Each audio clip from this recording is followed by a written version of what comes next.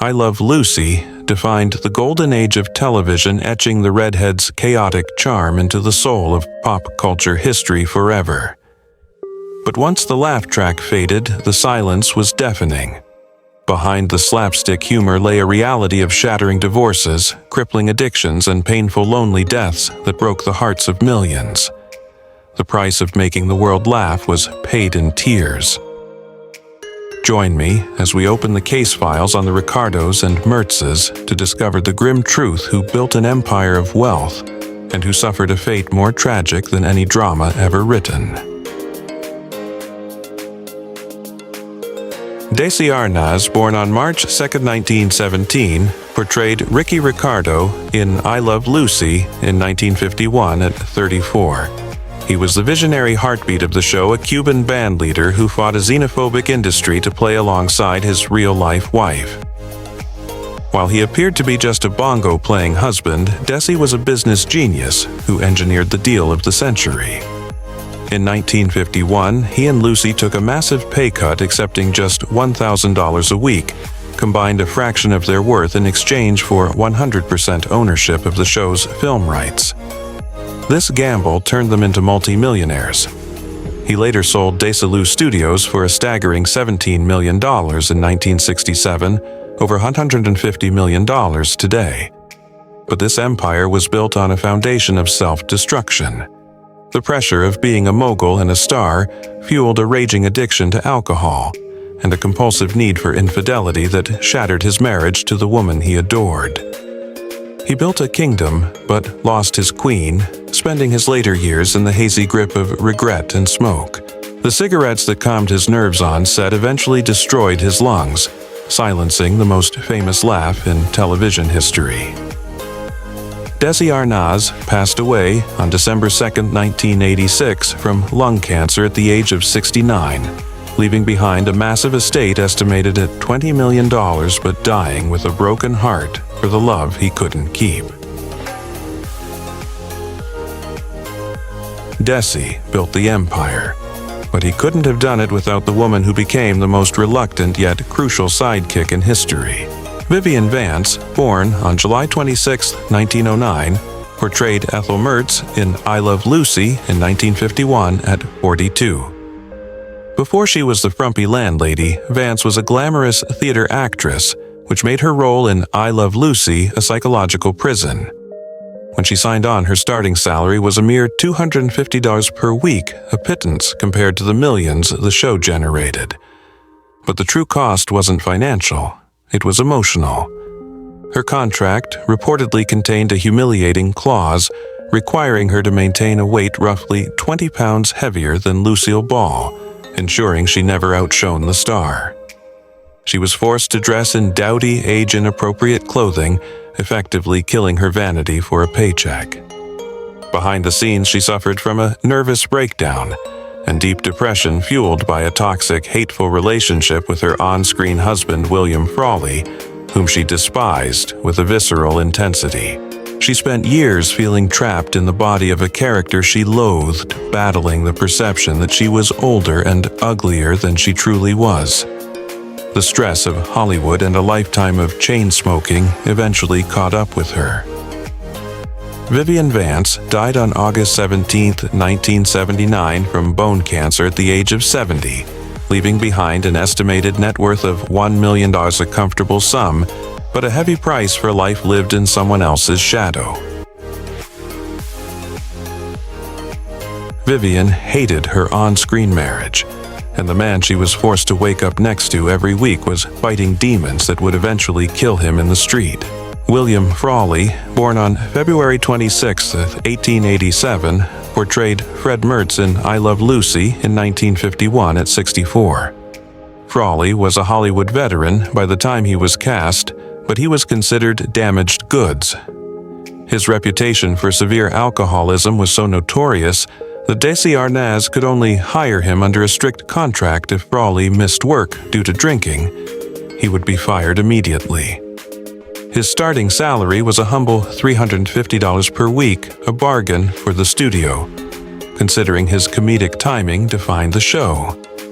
While the world saw a grumpy but lovable landlord, The real Frawley was a deeply lonely, cynical misanthrope who spent his evenings drinking alone.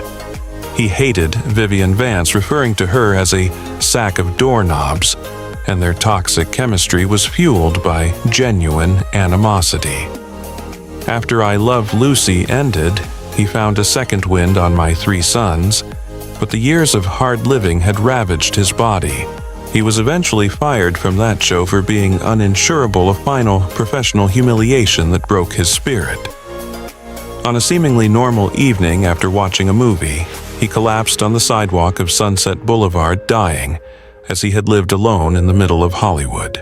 William Frawley died on March 3, 1966 from a massive heart attack at the age of 79, leaving behind an estimated net worth of $500. Fred Mertz was the grumpy landlord, but the building had another tenant, a gentle soul who brought warmth to the chaos, yet lived a life of quiet solitude. Elizabeth Patterson, born on November 22, 1874, portrayed Mrs. Trumbull in I Love Lucy in 1952. Already 78 years old when she joined the cast, Patterson was a relic of a bygone era, having started her career in the 19th century. In I Love Lucy, she played the sometimes cranky, sometimes sweet neighbor who babysat little Ricky. For this recurring role, she was paid standard day player rates of the time, likely earning no more than $150 to $200 per episode pocket change, compared to the advertising revenue her scenes helped generate. Patterson was a working actor in the truest sense. She never achieved massive stardom or wealth, living a modest life dedicated entirely to her craft. Her tragedy was not one of scandal, but of physical fragility and the inevitable obsolescence of age. In her final years, she lived alone at the Hollywood Roosevelt Hotel, a fading ghost of the golden age. Her career ended abruptly when she broke her hip, an injury that, for the elderly in the 1960s, was often a death sentence. Confined to a bed away from the lights she loved, she faded away quietly, far removed from the laughter she had helped create. Elizabeth Patterson passed away on January 31, 1966 from pneumonia and complications of a broken hip at the age of 91, leaving behind a modest estate valued at less than $100,000. While Mrs. Trumbull watched the baby, another woman arrived to judge the parenting of vaudeville veteran who played the most confusing mother in the television history. Catherine Card, born on October 4, 1892, portrayed Mrs. McGillicuddy in I Love Lucy in 1955 at 63. As Lucy's scatterbrained mother who famously couldn't remember Ricky's name, calling him Mickey. Card brought a chaotic energy that rivaled her on-screen daughter. By the time she appeared on the show, she was in her 60s, a seasoned radio actress transitioning to the visual medium. Like Patterson, Card was compensated with standard guest star fees, likely earning around $250 per appearance. She was a crucial part of the Hollywood episode arc, yet her contribution is often overshadowed by the main quartet. Her life behind the scenes was quiet and devoid of the glitz associated with the Ricardos. She represented the generation of actors who worked until their bodies simply gave out. There were no massive residuals for her, no merchandising deals, just the work. Her end came suddenly, and without fanfare, a stark reminder of the mortality that haunted the cast. Just a few years after the laughter of I Love Lucy ceased, her heart failed her, taking away one of the show's most delightful recurring characters. Catherine Card passed away on March 1, 1964, from a heart attack at the age of 71, leaving behind a minimal estate, typical of character actors of her time.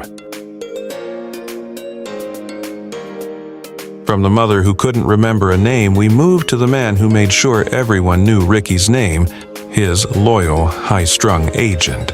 Jerry Hausner, born on May 5, 1909, portrayed Jerry in I Love Lucy in 1951 at 42.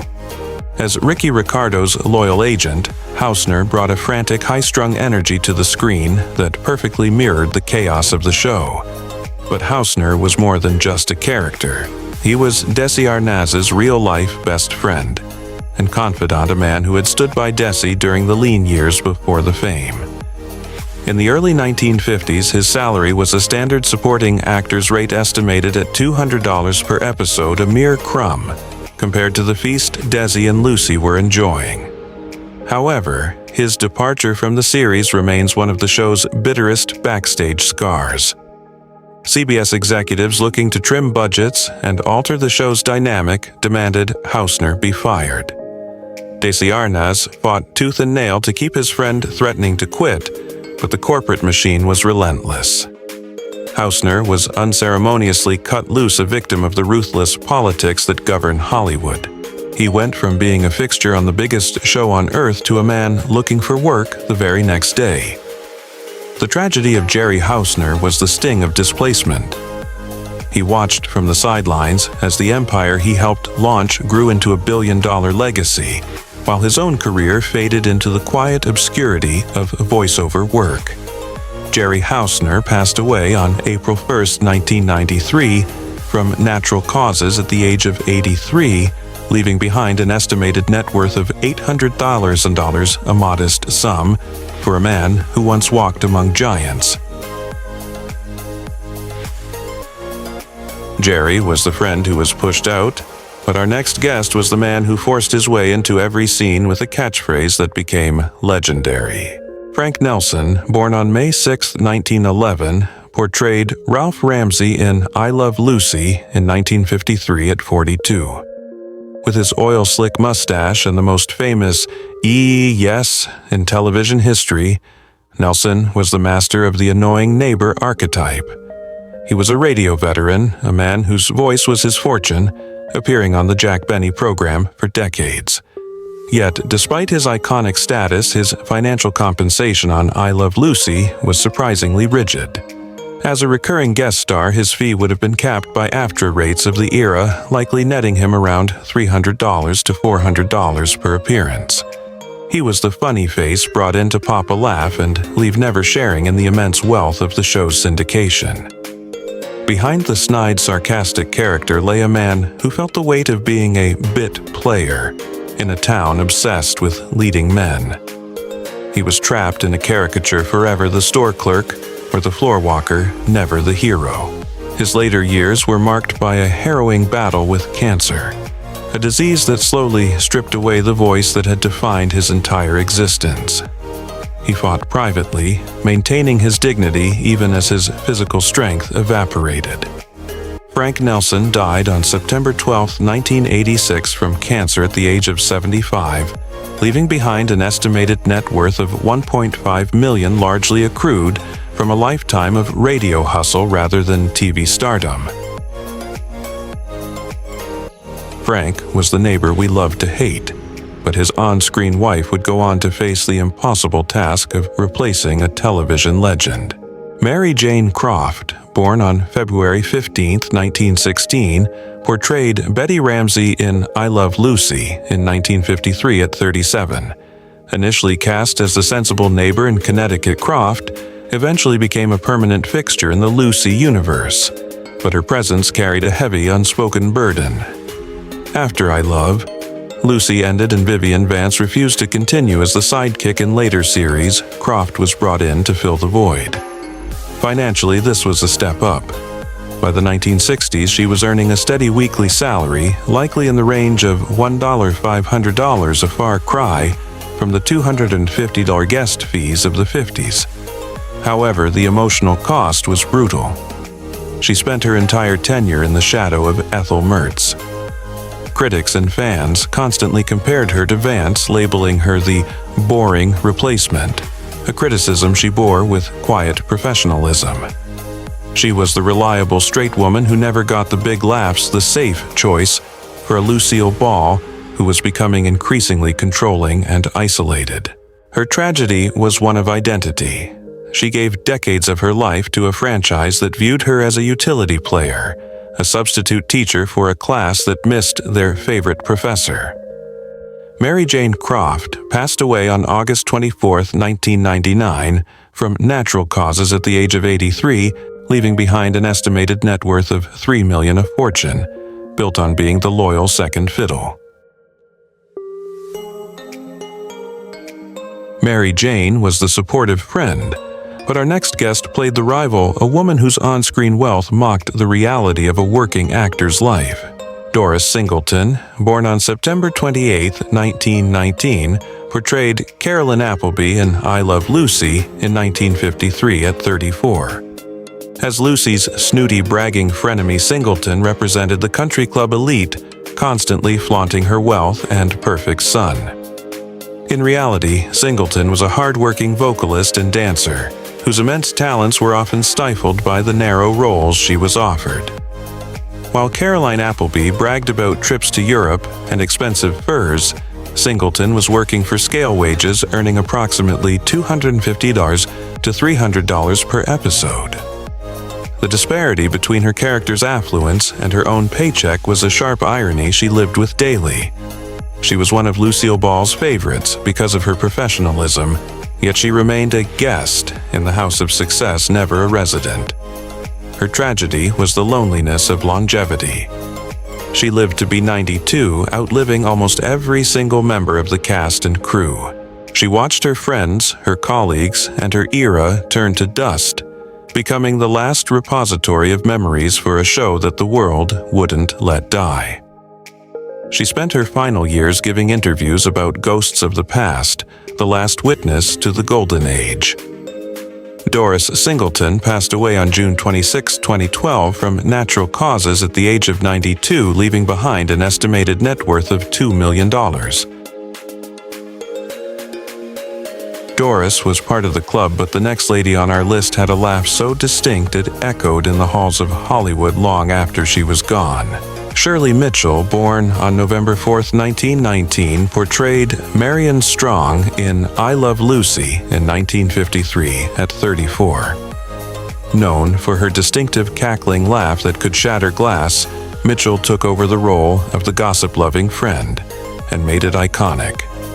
Despite her memorable contribution, she was considered a replacement actor taking over for Margie List, which meant her bargaining power was non-existent.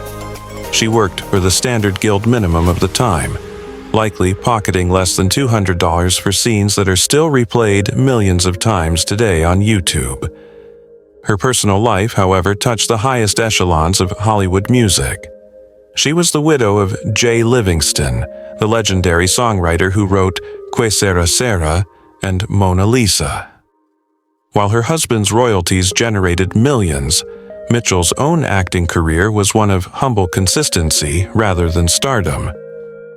Her final tragedy was simply being the last one left. When she died in 2013, she was effectively the last surviving adult cast member of I Love Lucy. With her death, the living connection to the original show was finally severed, turning the series from a living memory into a completed history book. Shirley Mitchell passed away on November 11, 2013 from heart failure at the age of 94, leaving behind a combined estate with her late husband, estimated at over $5 million. Shirley laughed her way through scenes, but our next actress was a woman of severe discipline, known for a face that rarely cracked a smile. Elvia Allman, born on September 19, 1904, portrayed the factory foreman in I Love Lucy in 1952 at 48. She is the face of the single most famous moment in television history, the job-switching chocolate factory scene. With a sharp bark of "speed it up a little," she became immortal. However, the financial reality of this immortality is a bitter pill to swallow. In 1952, for creating a comedic moment that has been replayed billions of times and merchandised on everything from lunchboxes to t-shirts, Allman was paid a standard day player rate. Industry records suggest she received approximately $150 to $200 for that day's work, a microscopic sum compared to the hundreds of millions of dollars that specific clip has generated for the studio over 7 decades. She was a brilliant character actress who worked tirelessly in radio and TV, often typecast as the shrewish authority figure, a role that trapped her in a box of unlikability. While she made the world laugh, she remained a working stiff of Hollywood, hopping from gig to gig without the luxury of royalties. She watched as the stars she shouted at became moguls, while she remained a hired gun until her body could no longer sustain the grind. The woman who controlled the conveyor belt was ultimately just another cog in the Hollywood machine, essential but expendable. Elvia Allman passed away on March 6, 1992, from pneumonia at the age of 87, leaving behind an estimated net worth of $1 million earned penny by penny over 60 years. Elvia was the boss on the factory floor, but our next guest was a genuine superstar who brought a country twang and a tragic secret to the Ricardo household. Tennessee Ernie Ford, born on February 13, 1919, portrayed Cousin Ernie in I Love Lucy in 1954 at 35.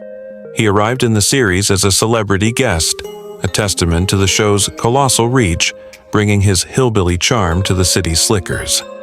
Unlike the character actors around him, Ford was a music industry titan famous for his booming baritone and the anthem 16 Tons. However, his appearance on Lucy highlighted a different kind of disparity. While he was paid significantly more than the regulars, likely a special guest fee in the range of $2,000 to $3,000 for his arc, it was nothing compared to the fortune he generated for record labels. The lyrics of his signature song, I Owe My Soul to the Company Store, became a grim metaphor for his own life. Behind the jovial, bless your pea-pickin' heart persona, Ford was fighting a losing war against severe alcoholism. The pressures of fame and the road eroded his spirit, and he spent decades quietly drowning his demons in the bottle. He was a man loved by millions for his voice, yet he couldn't silence the voices of insecurity and addiction in his own head. His liver eventually collapsed under the weight of his secret pain, a tragic end for a man who sounded so strong. Tennessee Ernie Ford passed away on October 17, 1991, from liver failure at the age of 72, leaving behind a substantial music royalty estate estimated at $40 million, but a life shortened by the bottle.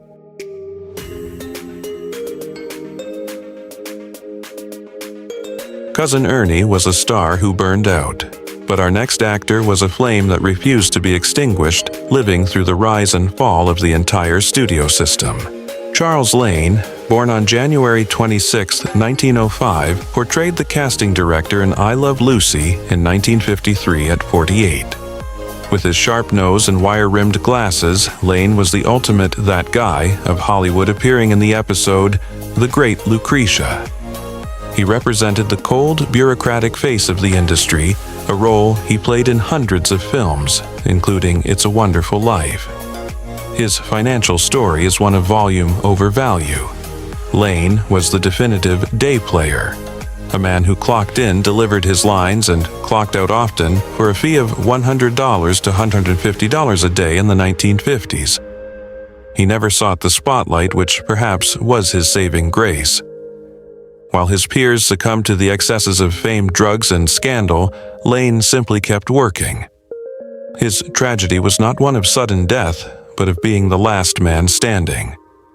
He lived to be 102 years old, forcing him to watch virtually every friend, colleague, and director he ever knew die before him. He became a living museum piece, a lonely witness to a golden age that had long since turned to rust. He worked well into his 90s, not because he needed the money, but because acting was the only oxygen he knew how to breathe. Charles Lane passed away on July 9, 2007, from natural causes at the staggering age of 102, leaving behind an estimated net worth of $3 million accumulated through sheer endurance. Charles Lane survived everything Hollywood threw at him, but our next actress was destroyed by it, losing the role of a lifetime to a cruel twist of fate. Barbara Pepper, born on May 31, 1915, portrayed a party guest in I Love Lucy in 1952 at 37. Her presence in the background of the show is perhaps the most heartbreaking what if in television history. Pepper was Lucille Ball's real-life best friend from their days as showgirls, and she was Lucy's first choice to play Ethel Mertz. It was a role that would have made her a millionaire and a legend. However, tragedy struck before filming began. Her husband, actor Craig Reynolds, was killed in a motorcycle crash in 1949, leaving her a devastated widow with 2 young sons. To cope with the grief, Pepper spiraled into severe alcoholism and depression, causing her to gain a significant amount of weight and lose her showgirl looks. The network deemed her uninsurable and too unstable for a lead role, forcing Lucy to cast Vivian Vance instead. Pepper was reduced to begging for scraps, appearing in small, uncredited bit parts on her best friend's show for maybe $50 a day, watching from the sidelines as Vance lived the life that was supposed to be hers. She eventually found minor fame as Mrs. Ziffel on Green Acres, but the pain of her lost potential in the bottle never left her. She died young, her body giving out after years of sorrow and neglect. Barbara Pepper passed away on July 18, 1969, from a coronary thrombosis at the age of 54, leaving behind almost no assets, a tragic victim of grief. Barbara lost her chance at stardom and faded into the background, much like our next actor, a tough guy who spent his life playing the heavy. Alan Jenkins, born on April 9, 1900, portrayed Officer Jenkins in I Love Lucy in 1952 at 52. With his mugshot face and New York growl, Jenkins was the go-to actor for mobsters, henchmen, and tough cops in the 1930s and 40s. By the time he appeared on Lucy as the police officer in the episode where Lucy and Ethel get arrested, he was a veteran of the studio system, seeing his career wind down. His pay for such a role was standard scale, likely around $250, a humble paycheck for a man who had once supported Humphrey Bogart and James Cagney in Warner Brothers classics. Jenkins' life was a testament to the typecast trap. He was never allowed to be the romantic lead or the hero. He was always the guy getting punched or the guy doing the arresting. This professional limitation mirrored a personal struggle with alcohol, a common vice for character actors of his generation who felt undervalued. He worked consistently until the very end, rarely turning down a role, driven by the fear that the phone would stop ringing.